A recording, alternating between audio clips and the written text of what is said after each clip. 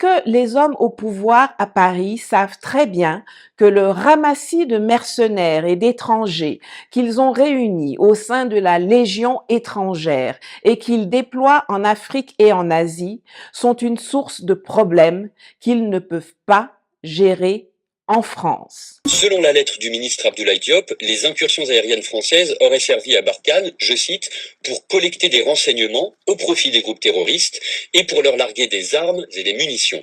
Donc ce sont des accusations, vous l'avez dit, très graves. Que veut le Mali, manifestement? Ce n'est pas la résolution contre la France. Le Mali sait que la France empêchera une telle résolution. Le Mali sait que les alliés traditionnels de la France, les États-Unis, la Grande-Bretagne, empêcheront une telle résolution.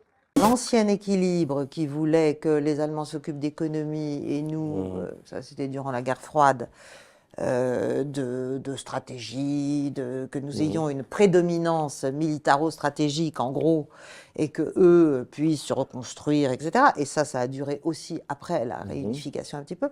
Tout ça, c'est juste terminé. Des détraqués, des pédophiles, des gens qui se considèrent au-dessus des lois parce que quand ils sont en opération extérieure, ils peuvent faire tout et n'importe quoi. Quand ces raclures gouvernementales se servent des catastrophes au quotidien pour en faire un business de l'écologie.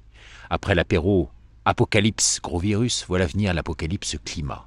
Comme l'affaire aura une dimension médiatique, comme le monde entier saura les preuves irréfragables, incontestables que le Mali a brandies, il s'en suivra que, d'une manière ou d'une autre, ceci risquerait de jeter un discrédit définitif sur la supposée politique de lutte contre le terrorisme de la France en Afrique. Car pour respecter les accords de Paris, il faudrait même, tenez-vous bien, que la France fasse de 66 à 90 jours de confinement. Ce budget qui vient d'être décidé, les Allemands se retrouvent en étant la première puissance militaire en Europe. Violeurs, braqueurs de banques, assassins, adeptes de pratiques zoophiles, barbares, tortionnaires, instructeurs de terroristes. Vous imaginez les dégâts qu'ils peuvent faire sur le sol français si jamais ils y sont ramenés de façon durable? Les meilleurs scientifiques du climat, les climato-sceptiques, je pense notamment à Richard Linzel ou encore aux 2 prix Nobel, je dis bien 2 prix Nobel, Ivar Guayer et Karim Ulysse, tous dénoncent ce mensonge de ce réchauffement climatique. Ce qu'a dit récemment le chef d'état-major de l'armée allemande, nous avons pour vocation de faire régner la paix et la concorde en Europe. Eh oui, ça rappelle des souvenirs. Cette plainte du gouvernement malien contre la France est l'occasion pour tous les Africains de tirer au clair le problème de la nature de la déstabilisation que subit l'Afrique depuis l'assassinat de Muammar el-Kadhafi et la destruction de la Libye par la coalition occidentale de l'OTAN. Nous craignons la guerre. La guerre.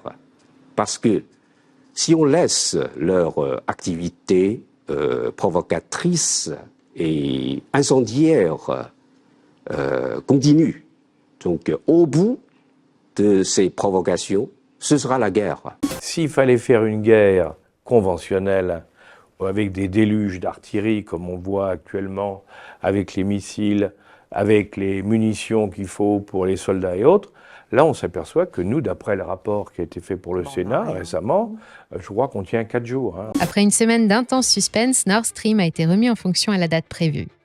Bonne nouvelle, Moscou n'a pas coupé le gaz, mais par contre, les livraisons se feront au goutte à goutte car le gazoduc tourne au ralenti à 30% de ses capacités.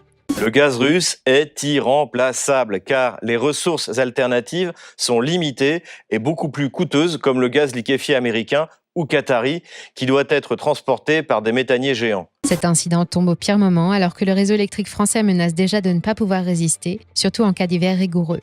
Avec 29 réacteurs à l'arrêt sur 56, l'ancien premier producteur d'électricité nucléaire du monde n'a jamais été aussi peu performant.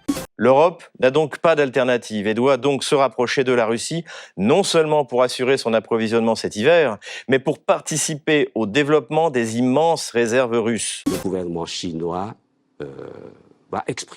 exprime aussi notre détermination de prendre toutes les mesures nécessaires pour maintenir l'unification de la Chine et faire résolument échec à toute tentative de séparation de la patrie. Et le monde craint que Moscou ne profite de l'occasion pour fermer progressivement et définitivement les livraisons vers l'Europe.